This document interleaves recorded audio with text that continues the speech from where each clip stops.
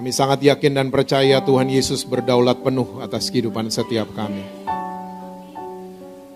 Mari pada pagi hari ini bicara buat kami Tuhan. Terobosi kami, tegur kami, koreksi kami. Kami mau Tuhan kami keluar dari ruangan ini, kami menjadi pelaku-pelaku firman-Mu. Bahkan kami mengalami perjumpaan pribadi dengan Tuhan Yesus. Kami juga harus mengakui ini bersama bahwa tanpa Tuhan kami gak bisa apa-apa. Sebab itu kami butuh sama firman-Mu, kami butuh sama pribadi-Mu. Untuk menuntun kami untuk menjadi teman baik dalam kehidupan kami sehari-hari. Saat ini mari Roh Kudus Kau ambil alih. Pimpin setiap kami kepada segala kebenaran-Mu. Kami siap mendengar saat ini hanya di dalam satu nama yang berkuasa, yaitu nama Tuhan Yesus Kristus. Amin. Amin. Silakan duduk. Saudara mau berdiri juga boleh. So, senang sekali bisa berada di DOCC kembali. Belum sampai setahun hitungannya, baru beberapa bulan lalu, ya. Dan saya sudah kembali ke sini. Ya, saudara masih percaya Yesus? Masih ya? Masih baca Alkitab? Jangan sampai enggak itu ya. Oke, kalau saudara senang judul khotbah saya di kebaktian yang kedua ini adalah connection. Yuk kita lihat sama-sama kitab Matius pasal yang ke-18. Ayat yang ke-18 sampai dengan ayat yang ke-20.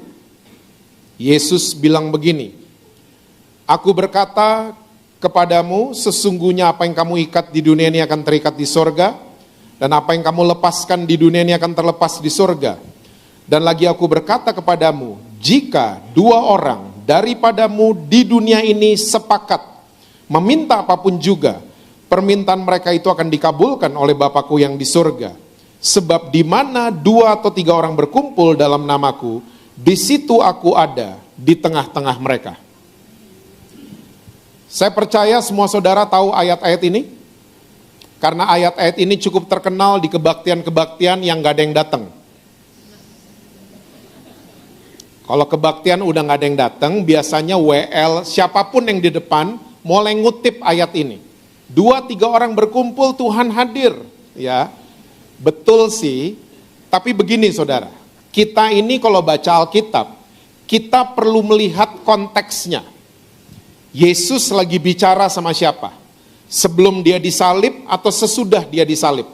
Kita perlu teliti audiensnya itu siapa. Nah ternyata kalau saudara baca mulai ayat yang ke-15, nanti aja baca di rumah. Ternyata Yesus ini nggak lagi bicara tentang kebaktian yang sepi pengunjung, tidak sama sekali. Tapi ternyata Yesus ini lagi ngajarin murid-muridnya tentang satu isu yang namanya connection, hubungan, networking. Karena kalau saudara mulai baca ayat yang ke-15, jelas Yesus katakan, jika saudaramu jatuh dalam dosa, tegur dia 4 mata, bukan diviralin. Masih juga jatuh dalam dosa, panggil saksi yang lain. Masih juga jatuh dalam dosa, sampaikan masalahnya buat jemaat. Masih juga jatuh dalam dosa, anggap dia orang yang tidak mengenal Tuhan atau pemungut cukai. Lalu tiba-tiba muncullah kalimat demi kalimat yang baru saja kita baca. Apa yang kamu ikat di dunia akan terikat di sorga, apa yang kamu lepaskan di dunia akan terlepas di sorga. Lalu tiba-tiba Yesus menambahkan dengan kalimat yang sangat-sangat powerful. Di ayat 19, Yesus ngomong gini, jika ada di antara kamu 2 saja, mereka bisa sepakat, mereka minta apa saja, permintaan mereka akan dikabulkan oleh Bapa di surga. Wow. Ternyata Yesus ini memilih dan menggunakan kata sepakat. Kata sepakat ternyata diambil dari bahasa musik, saudara. Bahasa Yunaninya symphoneo. Kalau diterjemahkan ke bahasa Indonesia artinya adalah simfoni atau harmonisasi. Dan ternyata ini adalah konsep kesatuan yang paling luar biasa yang pernah diajarkan sama Tuhan Yesus. Kita manusia seringkali punya konsep kesatuan harus jadi seragam. Ya, apalagi di gereja. Semua mesti seragam. Ya, lihat gak orang Kristen? Bahasa rohnya seragam. Genre musiknya seragam. Ada yang metal rock dikit, setan itu kayaknya. Karena apa? Kita nuntut kesamaan selalu. Ya, papa pendeta, kamu pendeta ya. Papa lawyer, kamu lawyer. Papa dokter, kamu harus dokter ya. Kita konsep kesatuan di kepala kita, di belief system kita, turun-temurun itu seragam. Nah ternyata konsep yang ditawarkan Yesus jauh berbeda. Dan Yesus memilih kata musik dari bahasa musik. Dan saudara kalau lihat konsep kesatuan paling luar biasa, lihatlah grup musik. Saudara pernah lihat grup musik pemain gitar iri sama pemain drum? Lagi manggung gitu, pemain gitarnya sialan dia main drum. Gak ada grup musik kayak gitu. Pemain bass iri sama vokalis, gak ada grup musik kayak gitu. Grup musik yang ada, mereka memerankan peran mereka masing-masing, sampai muncullah harmonisasi. Sampai timbullah simfoni. Ternyata konsep kesatuan yang diajarkan sama Tuhan Yesus, bukan nuntut keseragaman, tapi kita mahir menerima perbedaan. Itu dia. Hilang kan amennya? Dari tadi amen terus. Kita mahir menerima perbedaan. Dan Yesus mengerti ini bukan perkara mudah. Ini perkara sulit. Makanya dikasih angka sama Tuhan Yesus. Berapa tadi? 2 saja. Bisa sepakat, bisa terima perbedaan. Waktu mereka berdoa. Doa-doa mereka akan menjadi doa yang powerful. Doa yang dijawab sama Bapa di surga. Nah kita nih harus introspeksi diri nih. Ya, mungkin selama ini doa-doa kita nggak didengar, nggak dijawab. Jangan-jangan kita ini suka nuntut keseragaman, jangan-jangan. Coba mulai dari di rumah dulu. 2 kan, suami istri dulu mulai. Katanya satu introvert, satu ekstrovert kan? Oh saudara nggak tahu gini-ginian ya? Introvert katanya kalau ketemu orang baterainya habis. Ya, sampai rumah kecapean padahal nggak ngapa-ngapain. Cuman ketemu orang doang. Sementara pasangan saudara yang ekstrovert, dia mesti ketemu orang supaya baterainya full. Nah, gini-ginian coba. Anak-anak juga beda-beda. Ya, ada anak kita yang otak kirinya kuat. Ada anak kita yang otak kanannya kuat. Coba, kita mulai mahir menerima perbedaan. Bukan nuntut keseragaman, bukan. Yang merasa paling rohani, coba. Ya, bisa nggak terima yang tidak rohani? Yang merasa nggak ada dosanya. Bisa terima nggak kalau ada orang yang berdosa di depan mata saudara? Tapi saya mau kasih tahu, kita semua orang berdosa. Bedanya satu ketahuan, satu enggak. Betul apa betul? Satu ngaku, satu enggak, itu aja bedanya. Makanya kalau merasa paling nggak ada dosanya, ya jangan suka memandang rendah orang lain. Setuju saudara? Sadar, kita semua orang berdosa yang dikuduskan oleh darah Yesus. Kita semua disayang sama Tuhan Yesus.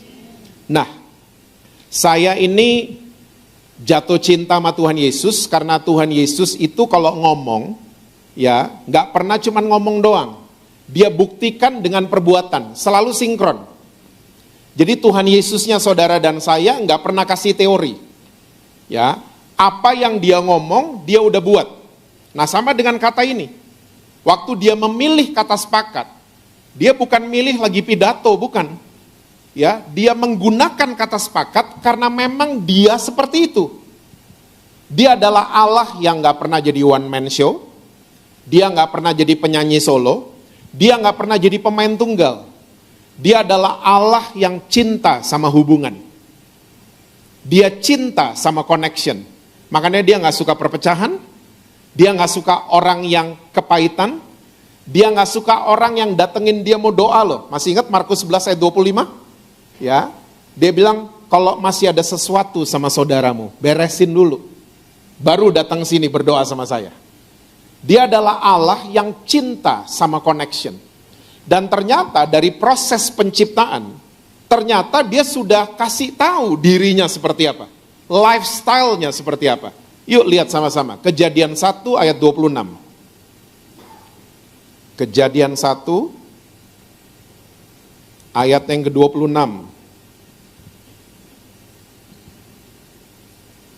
Berfirmanlah Allah, baiklah siapa saudara?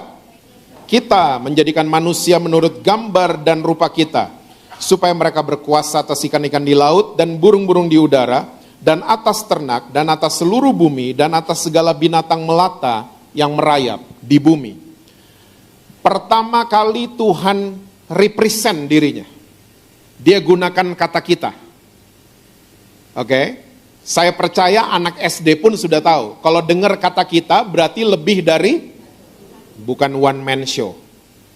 Bukan pemain tunggal. Dan kita orang-orang Kristen, kalau dengar Tuhan sebut dirinya kita langsung tahu di dalamnya ada siapa aja. Bapa, Putra, Roh Kudus. Membentuk satu kesatuan, namanya Tuhan. Nah sekarang, waktu lagi proses penciptaan, semua tahu pasti ceritanya. Ada malaikat yang dibuang dari surga. Siapa namanya? Lucifer. Kasus Lucifer ada di Yeskiel 28 dan Yesaya 14. Di Yesaya 14, saudara bisa baca di rumah, dalam beberapa ayat saja, Lucifer ngomong gini, aku hendak naik ke tempat yang maha tinggi. Aku hendak menyamakan bintang-bintang di langit. Lagi proses penciptaan, Tuhan sebut dirinya kita, iblis sebut dirinya aku. Tuhan sangat berpusat sama connection, iblis sangat berpusat sama diri sendiri, egosentris. Dan saudara mesti tahu, iblis hari ini, berarti iblis punya lifestyle ya. Dan ternyata iblis hari ini lagi kerja keras sampai lembur untuk membuat ciptaan Tuhan ikutin gaya hidupnya dia. Iblis. Saudara sadar nggak? Tanpa kita sadari, kita nih sebenarnya ikutin gaya hidupnya pencipta kita. Manusia nggak bisa sendiri, makanya ada keluarga. Keluarga nggak bisa sendiri, makanya ada RT. RT nggak bisa sendiri, makanya ada RW. Dan seterusnya, negara pun nggak bisa sendiri. Makanya ada PBB, ada ASEAN, dan lain sebagainya. Oke? Tanpa kita sadari, kita nih lagi ikutin pencipta kita. Tapi sekali lagi, iblis lagi kerja keras supaya ciptaan Tuhan ikutin gaya hidupnya dia. Egosentris. Selama 2024 ada dua kata yang paling sering lewat di FYP saya. Kata pertama namanya NPD. Kata kedua namanya gaslighting. NPD saudara tahu? Narcissistic Personality Disorder. Ini gangguan jiwa, sakit jiwa nih. Ya, ternyata orang yang gangguan jiwa seperti ini udah banyak di mana-mana. Jubahnya aja beda-beda. Ada yang rohaniawan, ya, ada yang politikus, ya, ada yang lawyer, ada yang ibu rumah tangga, jubahnya aja beda-beda. Tapi gangguan jiwanya sama. Semua terlahir narsis. Setuju saudara? Loh, kok nggak setuju gitu? Tuh kalau lagi ngaca ngapain di rumah? Hah? Muji-muji rambut sendiri kan? Muji-muji baju sendiri kan? Narsis, jadi saudara yang senang selfie, lanjutkan. Nggak apa-apa kok. Yang nggak boleh adalah disordernya. Udah pergi dari itu kaca, datang di gereja, datang di kantor, datang di kumpulan manapun, minta dipuji sama manusia. Sampai ngorbanin teman sendiri, sampai jatuhin teman sendiri, sampai nyikut teman sendiri. Nah ini yang bahaya. Dan ini lagi ada di mana-mana orang model kayak begini. Bahaya banget. NPD adalah orang-orang yang create problem, mereka yang membuat masalahnya, tapi mereka merasa mereka korbannya. Nah, cocok ya. Banyak kan di Kupang? Jakarta banyak banget soalnya. Hah? Jakarta Pusat ada, Selatan ada, banyak. Ya. Salah satu praktek yang mereka buat adalah gaslighting. Ini bahasa-bahasa psikolog ya saudara. Kita mesti berterima kasih sama anak-anak kita ya, anak-anak Gen Z. Ya, zillennials, karena mereka yang menemukan ya gangguan-gangguan ini. Mereka kan yang raise awareness tentang mental health. Ya, boleh nggak kasih tepuk tangan buat anak-anak kita dulu? Dari Alkitab sebenarnya udah banyak orang-orang NPD. Udah banyak, Absalom, Nebukadnezar, dan lain sebagainya. Nah, salah satu praktek orang-orang NPD adalah gaslighting. Gaslighting adalah pemutarbalikan fakta, pemutarbalikan kebenaran. Salah satu contoh adalah mereka sering minta maaf tapi pakai kata tapi. Saudara tahu kata tapi? Kata tapi selalu membatalkan kalimat sebelum. Paling sering muncul di acara-acara idol. Sering nonton? Penyanyinya selesai nyanyi, jurinya ngomong gini, kamu bagus tapi berarti nggak bagus. Kata tapi membatalkan kalimat sebelum. Dia cantik tapi nggak cantik berarti. Dia ganteng tapi nggak ganteng berarti. Nah, orang yang minta maaf dengan kata tapi, lagi minta maaf? Enggak. Dia lagi putar balik fakta. Saya 10 tahun ini lagi sering ketemu sama suami atau istri yang salah satunya selingkuh. Minta maaf.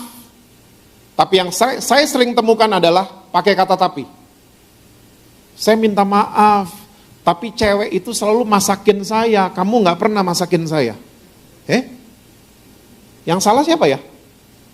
Lakinya kan ya? Yang jadi merasa bersalah? Istrinya. Ini nih orang NPD. Mereka yang sakit jiwa, kita yang ke rumah sakit. Kita yang asam lambung, kita yang GERD, kita yang vertigo, kita yang migrain. Karena apa? Diputar balik semua fakta yang ada. Dan siapa di balik semua ini? Iblis. Iblis lagi kerja keras supaya ciptaan Tuhan jadi mentingin diri sendiri.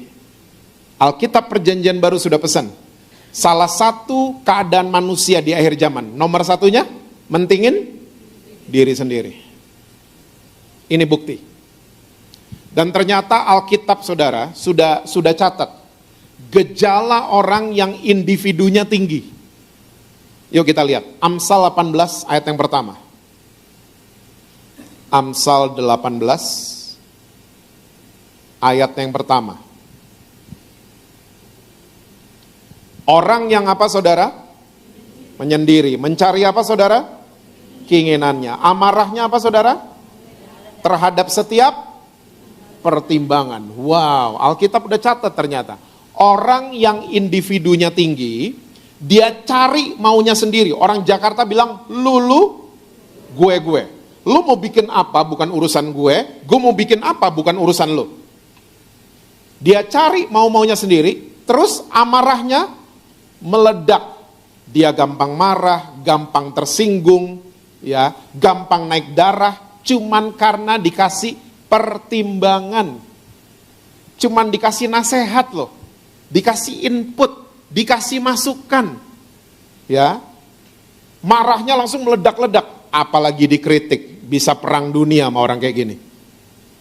Nah, kalau gejala ini ada pada saudara, buru-buru cari support system, buru-buru cari teman baik. Tahu nggak definisi teman baik? Teman yang selalu mau anterin saudara ke Yesus, itu teman baik. Di Alkitab ada ceritanya. Ingat yang temennya sakit di tempat tidur? Diangkat sama 4 temennya. Yang diangkat bukan temennya, tempat tidurnya diangkat. Ya, tempat tidur orang Yahudi kalau saudara cek zaman dulu, beratnya setengah mati. Diangkat sama 4 temennya. Dibawa ke Yesus. Sampai di rumah yang ada Yesusnya bisa masuk? Pulang mereka berempat? Enggak, mereka naik ke atap, bayangin gak tuh? Bawa tempat tidur ke atap rumah, dijebol atap rumahnya. Demi pengen lihat teman yang sakit sembuh, itu dia teman baik. Teman yang selalu pengen lihat kita sembuh. Teman yang selalu mau membawa kita kepada Yesus, itu teman baik. Jadi kalau ada gejala ini ada pada saudara, buru-buru cari teman baik. Buru-buru cari support system. Jangan cari orang-orang yang toksik. Saudara sadar nggak? Negara-negara yang individunya tinggi penduduknya, lulu gue, gereja nggak bertumbuh. Lihat Eropa, gedung gereja banyak, Tapi isinya bukan kebaktian kayak di OCC. Hah? Isinya turis, foto-foto. Bahkan saya lihat pakai mata kepala saya sendiri di Amsterdam, Belanda. Gedungnya gereja. Lobinya dipakai buat red light district. Tahu red light district? Tempat prostitusi di Belanda yang menghasilkan devisa nomor 4 buat negeri Belanda. Pakai lobi gereja loh. Amerika. Saudara jangan pikir Amerika rohani, karena uangnya ada tulisan In God We Trust. Amerika nggak rohani. Udah belasan tahun, hampir 20 tahun, Alkitab dikeluarin dari sekolah-sekolah di Amerika. Dipindahin ke penjara. Jadi Alkitab di Amerika bukan buku panduan, tapi buku penyesalan. Kalau udah masuk penjara, nangis-nangis baru baca Alkitab. Terus yang masuk di sekolah apa? Program transgender, LGBT. Itu masuk di sekolah-sekolah di Amerika. Katanya presiden yang baru itu, katanya mau mengembalikan Alkitab ke sekolah-sekolah. Katanya, saya nggak pilih dia soalnya. Saya pilih Prabowo soalnya kemarin. Udah lewat ya, jadi saya kasih tahu. Amerika nggak rohani. Tahu nggak yang rohani di mana? Indonesia tuh rohani. Kupang apalagi.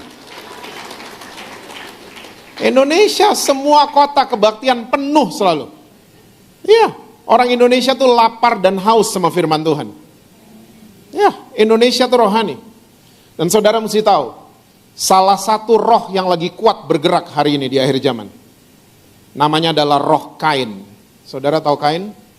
Bukan yang nempel di badan saudara, bukan. Kakaknya Habel. Yuk lihat, Yudas ayat yang ke-11. Yudas cuma satu pasal. Dan Yudas lagi bicara tentang akhir zaman, hukuman atas guru-guru palsu. Celakalah mereka karena mereka mengikuti jalan yang ditempuh Kain, dan karena mereka oleh sebab upah menceburkan diri ke dalam kesesatan Bileam, dan mereka binasa karena kedurhakaan seperti Korah. Ada 3 nama yang disebut sama Yudas: Kain, Bileam, Korah. Bileam sama Korah disebut salahnya sama Yudas. Bileam itu kesesatan dalam hal upah atau uang. Korah itu rebellion, pemberontakan. Nah, Kain dalam Alkitab bahasa Indonesia agak-agak abu-abu jelasinnya. Ternyata kalau kita pelajari dari bahasa asli, dari banyak literatur, ternyata maksudnya Yudas itu begini: celaka mereka yang ikutin gaya hidupnya Kain. Celaka. Cerita Kain cuman ada satu di Alkitab, di Kejadian 4. Ya, judulnya Kain dan Habel. Saya kasih highlight sedikit buat saudara ya. Itu katanya satu hari, 2 kakak beradik mempersembahkan korban. Habel dari peternakan, Kain dari pertanian. Menurut guru-guru sekolah minggu, asapnya Habel lurus ke atas, asapnya Kain belok-belok. Boleh nggak kasih apresiasi buat guru-guru sekolah minggu dulu dengan kita tepuk tangan buat mereka? Guru sekolah minggu kalau punya pewahyuan paling dahsyat. Itu asap belok-belok nggak ada di Kejadian 4, nggak ada.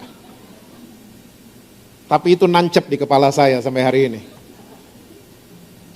Nah, ini yang menyebabkan korbannya Kain gak terlalu diterima sama Tuhan. Korbannya Habel yang diterima. Kain mulai iri hati, dia marah, ya, dia cemburu dan seterusnya. Tuhan datengin dia. Tuhan kasih pertimbangan, input dan nasihat. Kain, hati-hati. Dosa sudah ngintip di depan pintu. Kamu harus bisa menguasainya. Kalau tidak, kamu akan dikuasai sama dosa. Kain gak peduli. Tuhan gak didengar, Habel dibunuh. Tuhan datang lagi. Tuhan bertanya. Saudara, tolong ingat baik-baik. Kalau Tuhan bertanya bukan berarti Tuhan gak tahu. Manusia bertanya karena tidak tahu. Bubur Tanjung buka gak ya hari Sabtu gitu? Karena kita gak tahu. Ya, ternyata gak buka. Itu jawabannya. Ya. Kita manusia bertanya karena tidak tahu. Tuhan kalau bertanya, dia udah tahu Habel ada di mana. Udah tahu. Tuhan kalau bertanya, dia minta pertanggungjawaban. Kain, di mana adikmu? Masih ingat gak jawabannya Kain? Apakah aku penjaga adikku? Am I my brother's keeper? Tahu gak kalimat itu artinya apa? Tuhan, Habel mau melarat, Habel mau susah, Habel mau sakit, bukan urusan saya. Ngapain saya jaga-jagain dia? Lulu, gue. Ternyata jawaban Kain ini lahir dari mentalitas yang anti-sosial, anti-connection. Kain. Hukuman Tuhan buat Kain mengerikan. Tuhan ngomong gini, Kain, mulai hari ini kamu akan jadi pengembara dan pelarian seumur hidupmu. Saya dulu pertama kali baca di Alkitab Bahasa Indonesia, saya pikir Kain enak banget, dihukum Tuhan suruh traveling seumur hidup. Saya dulu mikirnya gitu. Ternyata kalau saudara pelajari dari Alkitab Bahasa Inggris yang paling sama bahasa aslinya. Alkitab Bahasa Inggris ngomong gini, from this day you're gonna be homeless fugitive and vagabond. Ada kata homeless di sana. Ternyata Kain dihukum Tuhan, gak punya orang untuk dia pulang seumur hidup. Wah, ini ngeri ini. Ngeri. Saudara sadar pulang adalah hal yang indah? Yang iya cuma satu. Gak senang pulang ya? Hah? Pulang itu keindahan. Pulang is a wonderful thing. Yuk kita buktiin sama-sama. Semua kalau malam tidur? Tidur ya? Saya gak bisa tidur Pak, at least saudara baring-baringan kan? Hah? Gak ada yang gak bisa tidur push up 100 kali jam 3 pagi kan gak ada? Let's say kita tidur 6 atau 7 jam. Alarm bunyi jam 5 atau jam 6 pagi. Saya mau tanya. Ada yang pas alarm bunyi lompat dari tempat tidur? Yes, gue mau ke kantor. Ada yang bangun tidur gitu? Lepas selimut. Yes, gue mau ke kampus. Ada yang bangun tidur gitu? Kita semua bangun tidur sama. Waktu alarm bunyi, jari kita ke tombol snooze. Kita bilang sama istri atau suami, sayang, 5 menit lagi, 5 menit. Udah mandi, sampai di kantor, disapa sama teman kantor atau disapa di kampus. Morning, pagi. Kayak belum tidur loh kita. Hah? Sampai pagi-pagi postingan orang tuh sama, hampir sama semua orang di mana-mana. Beli kopi, difoto, diposting ke IG story. My morning booster.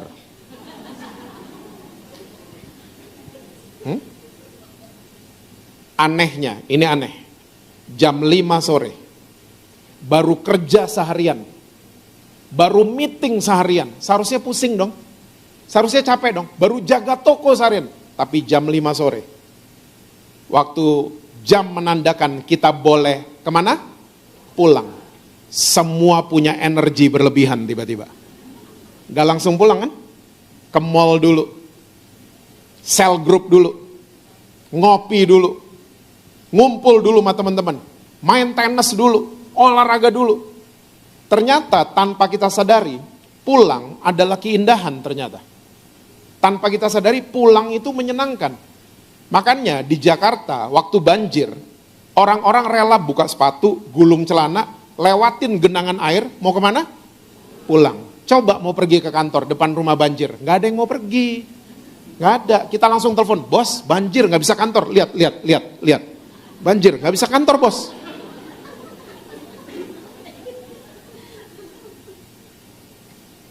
Makanya cerita-cerita pulang di Alkitab, heboh semua. Esau sama Yakub waktu pulang, Ishak pesta. Lukas 15, anak yang hilang waktu pulang. Bapaknya bikin pesta. Pulang itu hal yang menyenangkan. Kain dihukum Tuhan, gak punya orang untuk dia pulang seumur hidup. Mengerikan. Kalau Tuhan sudah mendesain hidup saudara dan saya seperti ini, Tuhan tanggung jawab. Makanya Tuhan supply komunitas namanya DOCC buat saudara. Supaya saudara gak sendirian. Hah? Dan saya boleh pastikan buat saudara-saudara, DOCC adalah komunitas yang sehat. Ya. Karena ada komunitas yang tidak sehat. Ada kan? 2-3 orang buka botol. Ada kan? Pernah join? Hah? 2-3 orang buka taruhan, ada kan? Hah? Ada, komunitas yang gak sehat tuh ada. Di OCC, komunitas yang sehat. Tepuk tangan buat saudara. 3, saya mau bahas dengan cepat. Di sebuah komunitas yang sehat, ada 3 agenda yang kita mesti lakukan. Yang pertama, bangun connection sama Tuhan. Saya rasa di OCC udah mahir semua saudara di tempat ini. Saya cuma mau katakan buat saudara, jangan cuma tahu agama Kristen, tapi kenali Tuhan Yesus kita. Jangan cuma jagoan liturgi, jangan cuma jagoan 3 lagu cepat, 2 lagu pelan, jangan cuma jagoan upacara agama Kristen, tapi kenali Tuhan Yesus kita. Bangun koneksi sama dia, bangun koneksi. Oke, ini yang pertama. Saya langsung yang kedua. Yang kedua, bangun koneksi sama sesama. Kalau gereja ini ada cell group, ikut. Ini bukan pesan sponsor loh. Bukan saya dipesenin sama Pak Gem-Bugem, enggak. Saya ngerasa ini udah urgent, di Jakarta urgent banget. Ya, kalau ada komsel, ikut. Dan komsel itu bukan kebaktian hari Minggu dipindahin ke rumah, bukan. Itu ajang membangun connection. Ajang membangun hubungan. Di pertemuan besar, kita lihat kanan, kiri, depan, belakang, kita akan lihat muka malaikat semua. Betul apa betul? Tapi di kumpulan kecil, di situ orang kelihatan aslinya biasanya. Yang minjem duit nggak balikin di situ. Hah? Yang baperan di situ, yang tersinggungan di situ. Belajar menerima apa tadi? Perbedaan, di situ belajarnya. Saya nggak akan pernah lupa, saya SMA itu punya geng berlima, sama saya berlima. Sampai hari ini kita masih main bareng. Kita dulu SMA, ya ampun, uang tuh nggak punya, jadi beli nasi bungkus 2, teh botolnya 3. Ya, dan makannya sama-sama. Sendoknya 1, sedotannya 1. Saudara bisa bayangin berapa jigong yang ngumpul di situ?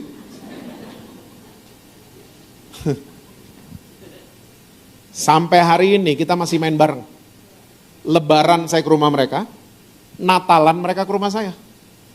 Disitulah momen-momen mereka menikmati babi kecap.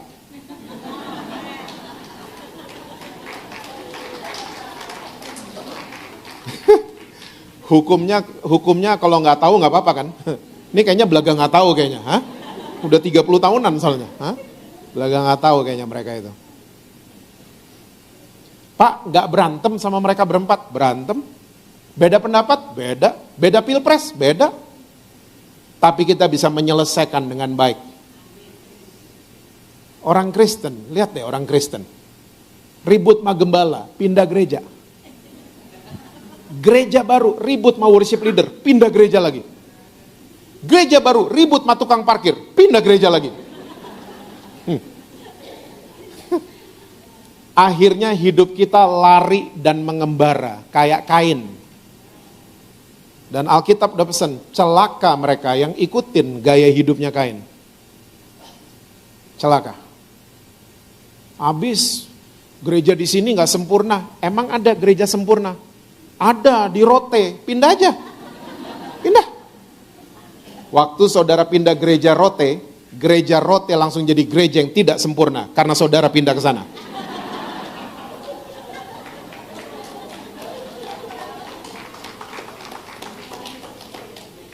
Nggak ada yang sempurna. Makanya Tuhan kumpulin kita, makanya Amsal udah bilang dari dulu. Ya, besi menajamkan besi, manusia menajamkan sesamanya. Itu dia. Saya udah singgung di kebaktian pertama. Kalau saudara punya anak, punya cucu, ya, temukan koneksi sebelum koreksi. Find connection before correction. Kita sama anak-anak koreksi melulu maunya. Lama-lama mereka doesn't feel home. Mereka nggak berasa di rumah sama kita, enggak. Karena tiap ketemu kita koreksi terus. Kamu ya, jeansnya kenapa gitu? Hah? Karena kita koreksi terus. Temukan koneksi dong. Jangan pernah mencap mereka stroberi. Dengar? Mereka dibilang generasi stroberi. Gak ada yang dengar ya? Oh dengar ya? Kenapa dibilang stroberi? Karena stroberi itu bagus katanya, tapi dipencet penyok, jatuh, hancur. Terus kita perkataan iman kita bilang stroberi ke anak-anak kita. Saya sih gak mau. Anak-anak kita adalah anak-anak yang luar biasa, dicintai sama Tuhan Yesus, punya masa depan yang luar biasa. Anak-anak kita. Jangan dibilang stroberi. Nah makanya temukan koneksi dong sama mereka. Temukan koneksi. Saya suka didatengin sama banyak orang tua. Saya ini di Jakarta ngerasa kayak iPhone 6, saudara. Ada di tengah-tengah iPhone 1 dan iPhone 15. Maksudnya saya nyambung sama orang-orang tua, saya nyambung sama anak muda. Saya ngerasa kejepit selalu di Jakarta. Orang tua suka datengin, Pak, bilangin Pak, anak saya Pak, suruh kebaktian. Doain Pak. Saya selalu bilang sama orang tuanya, saya gak mau bilangin anak kamu, saya mau ngobrolnya sama kamu justru. Sama orang tuanya saya mau ngobrol. Karena beda udah beda zaman. Kita perlu cari tahu perbedaannya di mana. Dan mahir menerima perbedaan. Orang tua kalau udah gak punya kalimat buat anak-anak, kalimat yang keluar dari orang tua, ingat. Waktu Dedi seumur kamu, tuh orang tua udah kehabisan kata-kata. Anak-anak muda, gue kasih tahu nih rahasianya ya. Waktu Dedi seumur kamu, usia beda lah Dad, beda, udah beda semuanya. Saya sedih pernah lihat depan mata saya, anak Gen Z nanya sama orang tuanya, cuma nanya di gereja loh ini. Dia cuma nanya, Dad, Ma, Lady Gaga tuh siapa? Setan, jangan didengar, setan. Awas ya. Kok gitu sih sama anak-anak? Kalau nggak tahu Lady Gaga itu siapa, bilang mana anak, Dedi nggak tahu, tapi Dedi bisa Google. Nanti kita bahas sama-sama ya. Gitu dong sama anak-anak. Jangan bangkitkan marah di hati mereka. Teman-teman orang tuanya suka datengin nih anak-anak. Dedi sama mama kamu orang pinter loh. Anak-anak sekarang bisa jawab kan. Pinter dari mana? Tiap saya tanya apapun jawabannya setan. Pinter dari mana?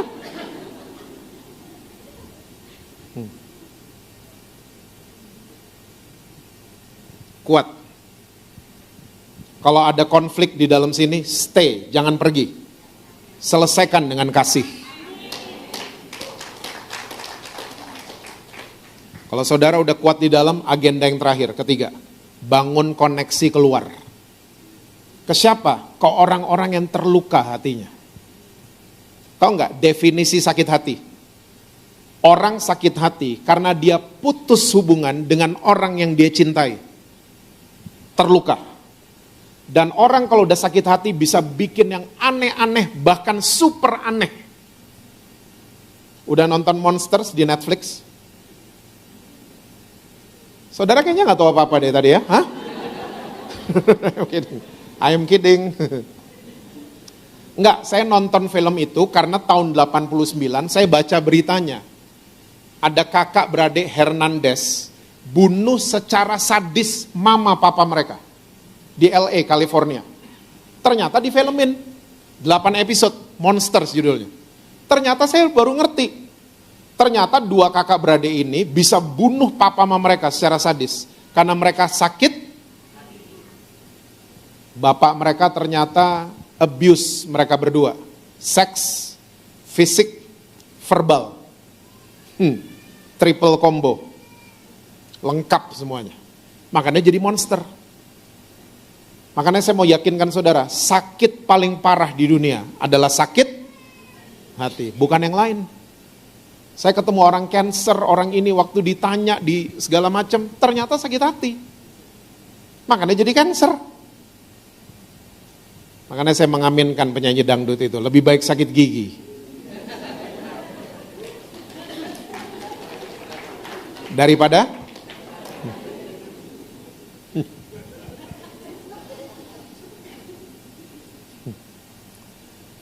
cerita terakhir.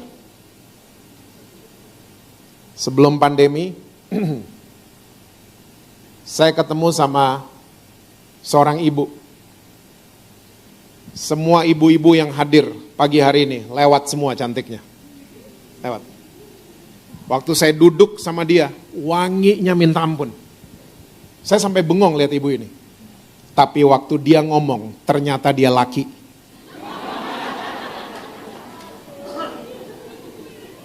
Halo pastor, laki ternyata.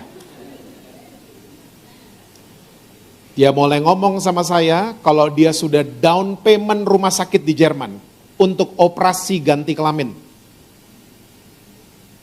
Singkat cerita, hari itu saya ngomong sama Pak, gimana ya manggilnya?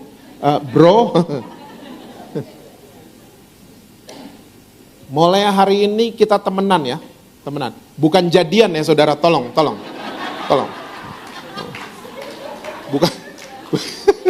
Bukan jadian loh ya.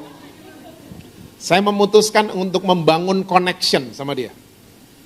Dan saudara tahu, selama 7 bulan saya banyak makan hatinya. Kenapa? Karena dia ketemu selalu maunya di mall. Nggak mau di rumah saya lagi. Dan tiap dia lihat saya masih jauh padahal, dia ternyata suaranya emang nggak bisa dipelanin. Dia ngelihat saya dari jauh udah, baby.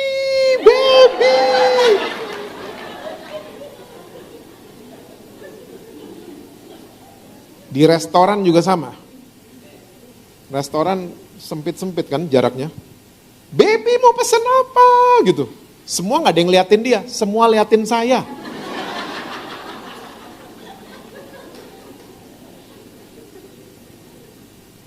Dan tiap makan saya yang bayar. Makan hati kan. Makan hati. Masuk bulan ke-8. Tiba-tiba saya gak akan pernah lupa pagi itu, dia telepon saya. Jess, gue baru batalin jadwal operasi di Jerman. Kenapa? Gue sadar, sesadar-sadarnya, gue pria normal yang diciptakan oleh Tuhan Yesus. Dia berubah. Keluarganya telepon WhatsApp saya, Jess, bikin apa sama dia? Kasih ayat apa? Enggak. Nah itu kalau duduk berdua ngapain? Apa yang diobrolin? Dua Lipa, Bruno Mars, Lady Gaga, semua baju-baju yang dia seneng. Kalau dia tanya soal Yesus, baru saya jawab. Ini merubah semua metode konseling saya. Saya hari ini kalau konselingin orang, nggak lagi nguruin mereka, enggak. Saya lakukan metode namanya pendampingan. Saya cuma duduk, kalau dia tanya, baru saya jawab. Saya nggak mau bilang, hari ini belajar Lukas 7 ya. Minggu depan ada lagu gereja baru nih, belajar ya, hafalin. Saya nggak gitu-gitu lagi. Didampingin, ternyata dia merasa ada yang terima dia selama 7 bulan. Dia berubah. Lepas wig, lepas bulu mata, ganteng ternyata. Ternyata dia produk sakit hati. Papanya dari dia 3 tahun, papanya suka ngomong gini, papa maunya anak perempuan, bukan kau. Terluka dia. Makanya jadi begitu. Makanya saudara kalau ketemu yang begitu, jangan langsung dihakimin. Dia berubah. Minta dibaptis. Ikut pemuritan. Minta dibeliin Alkitab. Saya bilang Alkitab ada di handphone, tinggal di download. Nggak mau, maunya yang manual, nggak mau. Mirip ya gue.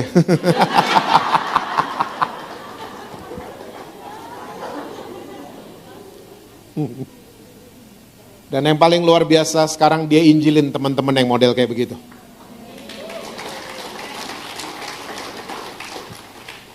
Dia sadar Tuhan Yesus sayang juga sama dia. Dan itu kalimat paling pamungkas sampai hari ini. Tuhan Yesus memang sayang sama kita semua. Tuhan Yesus sayang. Dia berubah. Saudara, saya nggak suruh saudara pada temuin LGBT semua, tidak. Tapi saya percaya kita suka dikirim sama Tuhan, orang yang beda sama kita. Ya, coba mahir dong menerima perbedaan. Ya, mulai dari rumah. Anak-anak kita beda. Anak-anak saya beda loh dua-duanya. Ya, satu otak kanan, satu otak kiri. Ya, dua-duanya ranking 2, satu dari atas, satu dari bawah. Tapi saya terus bangun connection sama mereka. Mereka sudah, dua-duanya udah kerja hari ini. 127, 123 umurnya. Mereka jadi anak-anak yang manis, anak-anak muda yang manis. Ya, karena saya selalu mempraktekkan itu di rumah. menerima perbedaan satu dengan yang lain. Saya percaya tahun ini akan menjadi tahun jawaban doa buat saudara. Karena itu janjinya Tuhan Yesus, ya. 2 orang bisa sepakat menerima perbedaan, mereka berdoa, doa mereka akan dijawab sama Tuhan Yesus. Ya. So tahun ini akan menjadi tahun jawaban doa buat DOCC, buat saudara-saudara semua. Amin, saudara.